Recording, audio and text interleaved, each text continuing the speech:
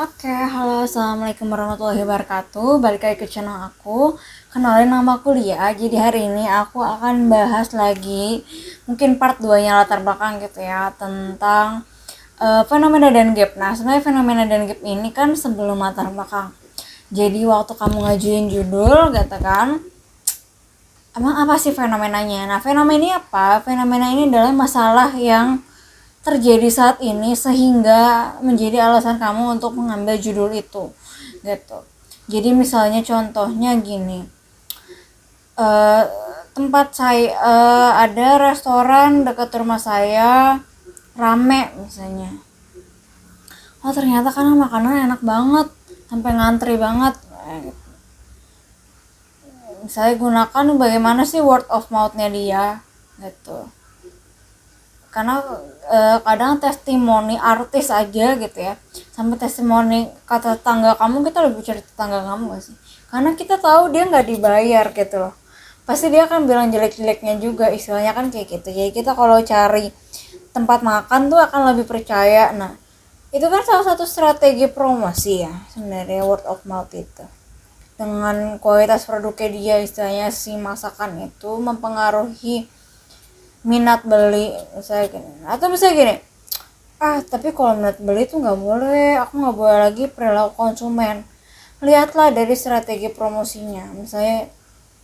Karena gini ya, sekarang gini deh, aku tanya dulu, aku jelasin dulu gitu, apa pengertian pemasaran. Nah, pemasaran itu kan adalah suatu kegiatan ya kan, yang dilakukan dengan melakukan penawaran barang atau jasa ya kan, untuk memenuhi kebutuhan konsumen, dan akhirnya adalah memperoleh keuntungan ya kan, adanya bahkan syukur-syukur ya kan, adanya pembelian minat beli adanya pembelian ulang atau ada loyalitas pelanggan. Nah, itu kan tujuan dari pemasaran ya. Nah, tapi jauh dari itu, kita nggak cuma bisa bilang bahwa keuntungan itu bisa diperoleh dengan orang suka barang kita atau tidak, misalnya gitu. Ada juga citra merek ya kan. Gimana sih kalau saya pakai HP Samsung sama HP iPhone misalnya, itu kan ada perbedaan persepsi ya kan. Nah, persepsi ini bisa kamu bahas. Memang persepsi kan juga perilaku konsumen juga, tapi bisa bahas dari segi lain, misalnya endorsement, gimana citra artisnya ya kan, untuk eh, memunculkan kepercayaan dari konsumen, itu juga bisa. Jadi berpatoklah pada segmentasi, targeting, positioning ya kan, belajar itu lagi, dibuka lagi manajemen pemasaran umumnya. Bisa product, place, price, promotion, namanya Shopee Mall ya kan.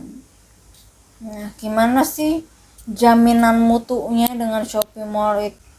Nah, yang paling populer saat ini di protokol kesehatan. Mumpung lagi COVID, pakailah itu sebagai judul kalian. Maksudnya dunia tuh berubah banget loh gitu setelah pandemi. Masa sih nggak bisa ada masalah? Misalnya gini, ada contoh, kalau di tempatku ini bukan jelek-jelekin ya. Supermarket Giant itu sempat, itu kan dia ramai banget ya, tapi di tempatku ya, ini di tempatku, nggak tahu di kondisi tempat lain, dia sempat tutup berkali-kali, sekali 2 sampai 3 kali itu karena karyawannya kena covid. Nah, itu jelas menurunkan kepuasan, kepercayaan, betul gak? Jadi akhirnya tutup. Nah, itu dari fenomena itu bisa kamu jadi judul apa yang masih bertahan. Misalnya sekarang Giant di tempat kamu tuh ganti apa sih, Hypermart misalnya atau Superindo dibeli, biasanya kan diberinya sama tempatnya begitu-begitu lagi. Kayak restoran Padang tutup, gantinya restoran Padang lagi, sampai bahkan kita nggak nyadar kalau itu tuh ganti gitu, karena ya restoran Padang lagi juga. Nah, itu bisa jadi masalah, bisa jadi fenomena. Supaya tidak terulang kan, gimana supaya tidak terulang, tolong dong perhatikan protokol kesehatan, analisis protokol kesehatan yang diterapkan oleh supermarket X untuk memenuhi ya kan kepercayaan terhadap protokol kesehatan lah gitulah pokoknya, apa deh kata-katanya dibagusin lah istilahnya kan kayak gitu. Protokol kesehatan atau misalnya yang udah pakai peduli lindungi, tempat masak tempat tempat makan gitu kan, restoran yang udah pakai peduli lindungi sama belum. Nah gimana sebenarnya pemenuhan yang sudah memenuhi, atau misalnya mall, misalnya kamu bisa bahas mall mana deh misalnya gitu yang protokolnya bagus, bahas di protokol kesehatan oke kok gitu, worth it lah untuk dibahas sekarang. Dan belum banyak yang pakai, maksudnya gini, belum banyak yang pakai dalam arti kamu bukan judul yang ada 5 tahun 2 tahun lah ya kan, protokol kesehatan tuh 2 tahun lah gitu. Bisa misalnya alat-alat kesehatan kamu bahas, entah itu masker atau kalau kamu lokasi PCR ya kan, semuanya kan sampai lokasi kesehatan itu kan bentuk inovasi lokasi kesehatan ya kan, bikin program PCR. Misalnya apakah dengan dia ada swab dulu sebelum itu apakah merepotkan atau malah jadi aku aman nih gitu, meningkatkan kepercayaan. Karena kan kita merasakan banget takut berkali-kali mau kemana-mana ya kan, mau kemana lagi sih aku gitu, aku takut banget mau kemana-mana istilahnya kan kayak gitu. Nah itu kan bisa bahas sebelum dan sesudah gimana. Atau misalnya gini, kopi, banyak yang jual kopi sekarang bentuk literan.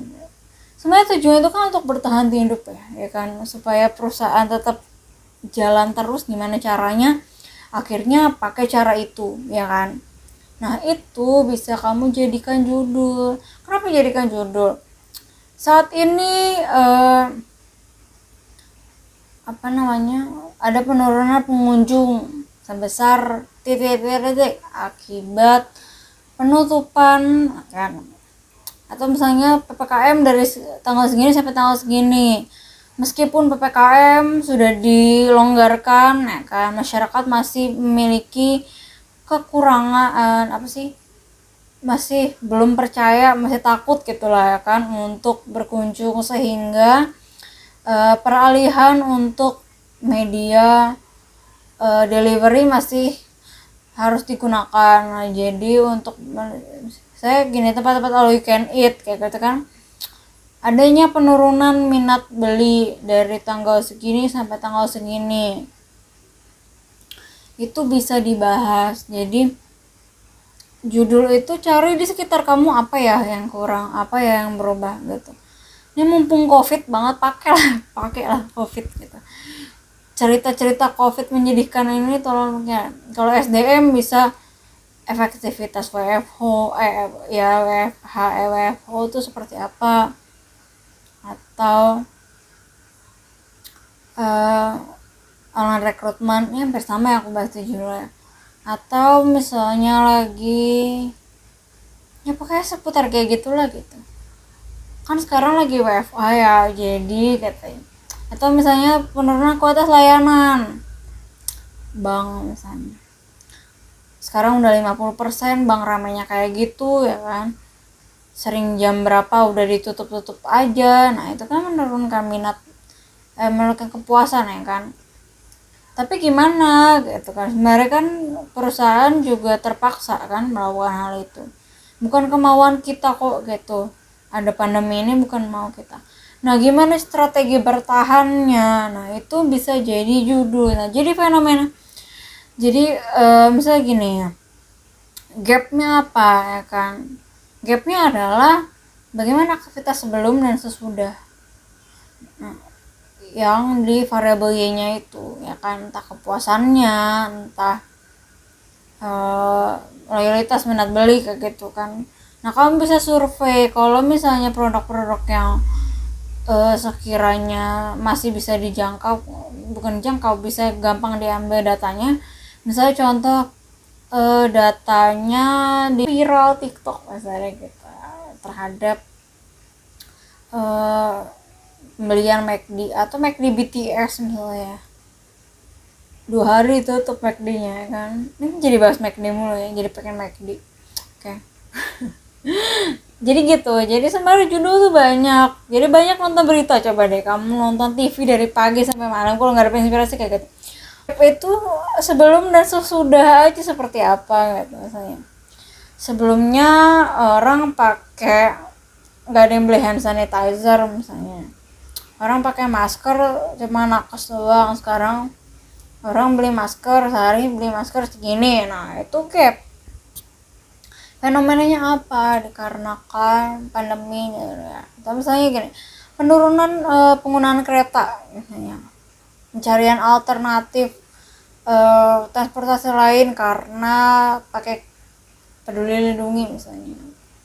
Atau kalau misalnya dulu kemarin tuh pakai surat itu kan repot gitu, akhirnya mencari alternatif lain, kereta berkurang, sekarang kereta sepi misalnya kayak gitu. Atau tapi orang pakai kendaraan pribadi kan jadinya gitu. Nah itu kan bisa bahas juga gitu. Jadi nonton berita untuk dapat fenomena gitu. Misalnya gini, sekarang Korea ini lagi hype banget, misalnya Kopiko di TVN ya kan, udah berkali-kali. Memang tujuannya sebenarnya untuk ini ya, tapi kan berhasil viral. Nah kalau di agensi itu sekarang tuh lagi coba dong bikin gimana biar viral. Nah itu jadi kayak viral tuh jadi suatu hal yang bentuk strategi promosi gitu. Sebenarnya viral tuh apa sih? Viral tuh kan pesan nyampe cepet gitu ya, intinya kan kayak gitu. Nah itu bisa jadi judul juga, gimana cara untuk memviralkan.